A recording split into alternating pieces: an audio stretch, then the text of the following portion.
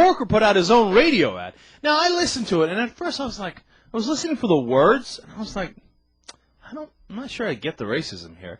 But I was like, man, the music in the background is funny and totally ridiculous.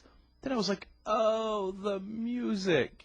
So let's play that for you, and then we'll talk about it. Harold Ford Jr. grew up in D.C., Bob Corker in Tennessee. Harold went to college at the University of Pennsylvania. Bob chose the University of Tennessee. Harold Ford Jr. inherited a life in politics.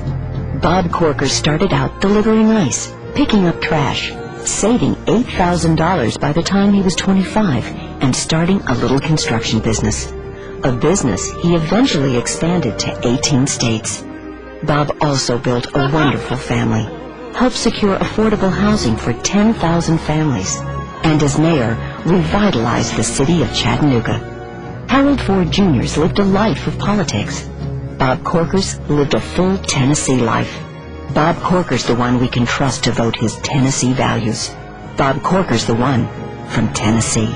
I'm Bob Corker, and I've approved this message. Paid for by Corker. Okay, first of all, and before we even get to the Harold Ford part, I just love the music underneath the Bob Corker part. La, la, when like holy when they angelic. start with the family. I mean, it was always different, but then they cut in on the family and it gets angelic. I mean, just listen. I'm telling you. You have a friend who uses the phrase on face alone. Uh-huh. On music alone. I'm done. I don't know anything. I've never voted in my first election. I'm living in Tennessee. I'm done. I'd vote for Harold Ford in a heartbeat, just on the music. I would have never picked up on that. I just wouldn't have. On the music? Yeah. Oh my God, It was obvious. It's so friggin' lame. No, I mean, the music's obnoxious and it's lame, but I wouldn't have picked up necessarily on the racial tendencies of the song. See, you're right about that, Jill. Does it change? I mean, when they're talking about Harold Ford Jr., it's always drums, and then always drums. Behind Corker, it's always the.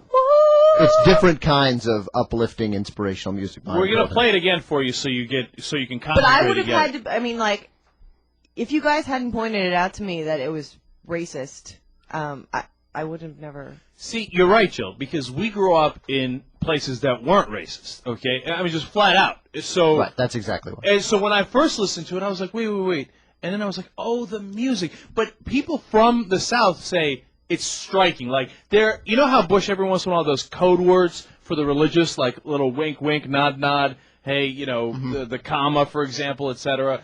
And there's a lot of winking and nodding because nobody's going to come out in an ad and say, hey, don't vote for the N-word. You know? Hey, he's an N-word. Don't vote for him. Yeah, I mean, right. But they're going to do it in a wink, wink, nod. No, you know he's black. Right? No, look, they're not looking to influence most people. Most people won't pick up on it. They'll just hear the ad. This is going to be an incredibly close election. They're trying to shift 10,000 votes, 20,000 votes. They're trying to get people to show up at the polls to vote for Corker. And so everything is subtle. We don't, you know, nobody can run as a cracker, you know, and say, Harold Ford, black. So black, and he gonna put your white women in jeopardy. So let's say Ben and I were running for office, right? It'd be like, Ben Mankiewicz is a great talk show host with a lovely family. Cenk Uygur. No, but went to the University of Pennsylvania. Cenk Uyghur's not even from L.A. He's from New Jersey. Yeah, but for Jen, in the background for you, they'd be like,